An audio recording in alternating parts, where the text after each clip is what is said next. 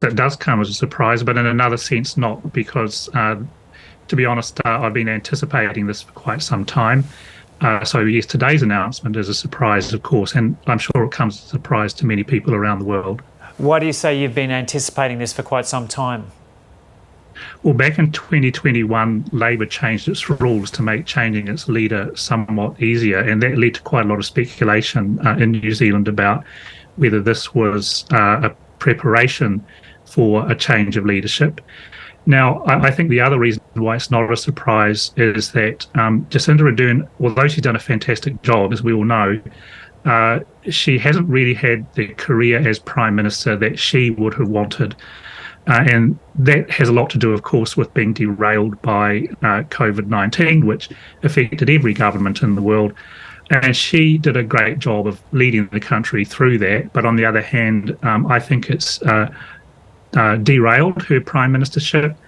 It has led to a lot of controversy and ill feeling about her leadership from people who disapprove of some of those government policies and who've suffered because of them. And so I think she possibly makes quite a rational decision, not just at a personal level, but for the Labor Party as well. Yeah, is it the case that she's been struggling in the polls recently, and where does this leave the Labor Party 9 months out from an election?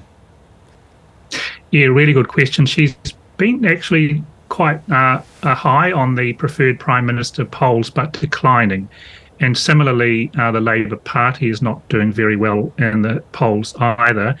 So judging by political polls recently, it looks likely that, at least up until today, that we would have a change, possibly a change of government to a National ACT Party coalition, a right-wing coalition.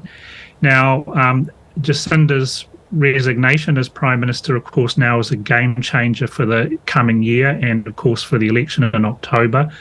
So it will change things, but hard to predict just, in the thick of things at the moment as to what that will be come the election. So what does Labor have to do to turn those polls around? Well, first of all, they've got to get another really good leader, and that will be on the agenda of the Labor Party caucus right now, because they're in a caucus retreat, and hence the timing of this announcement. Now, they can, as a caucus, they can choose a new leader promptly if they can get a supermajority behind one caucus member. That, I dare say, is highly likely. Jacinda isn't saying or favouring any particular individual. We do know that Deputy Prime Minister Grant Robertson will not be a contender. But what about on the policy front?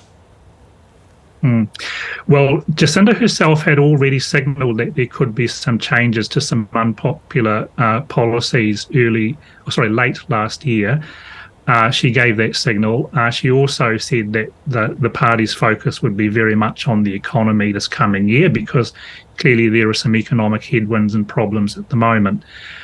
Labor really does need to deal with some unpopular policies that this government has been pushing through, and that have been, I think, causing them to decline in the polls. And so, yeah, there will be a policy rethink, I dare say, but the immediate question clearly will be the leadership change, the new Prime Minister, essentially, and what that person will do to not just reinvigorate leadership, but also give an opportunity to recast some of Labor's policy agenda. Yeah, we're just seeing some shots of her now with her response to the Christchurch massacre, for which she received admiration in the way she handled that, and we'll get to her legacy in a moment. But just one more question on what faces the Labor Party now. You mentioned there have been these unpopular policies, and Labor has been struggling in the polls under her leadership. What have been those unpopular policies, and what is likely to change with them? Well, it's partly, I think, people are feeling the consequences of the economic shutdown over COVID, but also I think Labor, having had a majority in the House of Representatives, could be accused of overusing that majority to push through some unpopular policies. And one in particular was a restructuring of the way in which water-related assets, water reticulation, wastewater, stormwater, are being managed in this country. We do have some infrastructural problems at that level, there's no doubt. But that particular policy was being pushed through, and it was proving to be very unpopular with middle New Zealand, particularly with more conservative New Zealanders. It was regarded as a very undemocratic move because local government, who presently own those assets, wasn't properly consulted or brought along with that plan. So that's just one example. I think also, there's been a proposal to merge Radio New Zealand, which is a non-commercial public broadcaster, with TVNZ, which is state-owned but commercial, and that's proving to be rather unpopular as well. So Jacinda late last year did indicate a desire to reconsider some of those policies. She talked about a cabinet reshuffle. We weren't exactly expecting a change of prime minister at this stage, but they do have some rethinking to do policy-wise in order to deal with the coming year and, of course, the likelihood of high interest rates, high inflation, and possibly even a light recession. And Grant, I think you said something along the lines of she has been a very good Prime Minister earlier on, but Labor is at the state now where it's struggling ahead of the election. So why do you say she has been a good Prime Minister if it's got to the stage where when she leaves the party, it looks like it could very well lose the next election? Well, it was looking like there was going to be a change of government anyway, and so one thing under those circumstances, certainly one thing that a party would put on the table in terms of backroom strategic political thinking would be the leadership, and you would have to ask yourself, well, is a change of leader possibly going to help us dig our way out of the slump in the polls and help us win the next election? So Jacinda's reflections today have mainly been, fairly personal, but no doubt she's been talking with her Labour Party colleagues in political terms about, is this the right thing to do for the party? And I know that she always thinks that way. What is best for the party? Sorry about that. Yeah. And so looking more broadly then, what do you think is her legacy? And she's mentioned in that media conference she held this morning some of the huge incidents and issues she's had to deal with over the last 5 years. Oh, undoubtedly, this is a Prime Minister who has had, well, she in a sense, her whole Prime Ministership has been marked by tragedy and disaster, which she has handled extremely well. And, I think I take my hat off to her for that. Certainly in terms of the Christchurch terror attack, which was a huge shock to us in New Zealand, as I'm sure you can imagine. It really struck to the core of who we are as New Zealanders.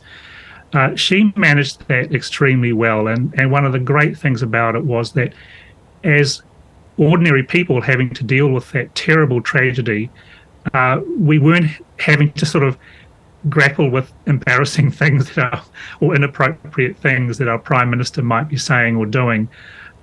She was leading the country in compassion and unity and togetherness at that moment. And, that was one event that certainly made her name internationally as a great leader. And, it's absolutely true. I at a heartfelt level, I feel grateful for her leadership at that point in time. But I think that the one thing that perhaps people outside of New Zealand don't fully understand is the internal domestic politics at the moment that make it somewhat difficult for people to really give her full credit now as a leader. She's become a controversial leader internally in terms of New Zealand's domestic politics. And therefore, I guess one way of putting it is that her leadership has become a polarising issue for the forthcoming election. So therefore, it possibly makes sense rationally for the Labour Party in terms of electoral outcomes for them to think, well, maybe a refresh of leader as well as policy will help us win the next election. Now, I would assume that's what people in the Labour Party have been thinking rationally in the back room, so to speak. That's just an assumption on my part. So in other words, I don't think her decision is purely a personal one, although of course that's how she presents it, naturally, and fair enough. She does have personal reasons, but on the other hand, I would say that there ought to have been some rational political calculus going on at the same time. And it does make sense under these circumstances to reconsider who's leading the party. And so apart from her leadership in the wake of the Christchurch massacre, what is her legacy? Oh, I think just, a whole lot of things, really. I mean, going back to knowing in retrospect now that when she formed a government in 2017, she was pregnant, remember, and she was one of, I think, the second only head of a government a woman who gave birth whilst in office as Prime Minister. She took 6 weeks off parental leave, gave the birth to a beautiful young girl, and so that was an amazing achievement just in itself. And then, of course, yes, we've mentioned the terror attack and the leadership through that, also the Whakaari White Island disaster. But I think above all, she's going to be remembered for looking New Zealanders in the eye down the barrel of the camera and saying, stay at home, when we went into that really strict level 4 lockdown. And the amazing thing was that although New Zealanders are freedom-loving, individualistic people, on the whole, we complied and we stayed at home. We shut everything down. We suffered the consequences economically and personally, but we temporarily at least eliminated COVID-19 from this country. And that really brought us an important period of time to then be able to, when the virus eventually did re-enter the country, we were then in a much better position to handle it and to keep the fatality rate low and to take the pressure off the health system. And so that really brave decision, I think, will be the one that really stands out. But then has that also ended up being, like, while you say she should be congratulated for what she did, has it ended up being a negative in parts as well? Well, exactly. And at this time last year, there was a pretty nasty protest on the lawn of Parliament where people dug in with tents and so forth, which you might recall, where a lot of people were, and actually, in a sense, justifiably angry about the vaccine mandates. And, don't get me wrong, I'm a vaccinated person. But on the other hand, I do understand people's desire not to take a medical intervention as a matter of choice. And a lot of those people, of course, were losing jobs and opportunities, social and economic opportunities, because of their choice not to get vaccinated. Not a choice that I personally agree with, but nonetheless caused a lot of anger. It caused a protest outside of Parliament.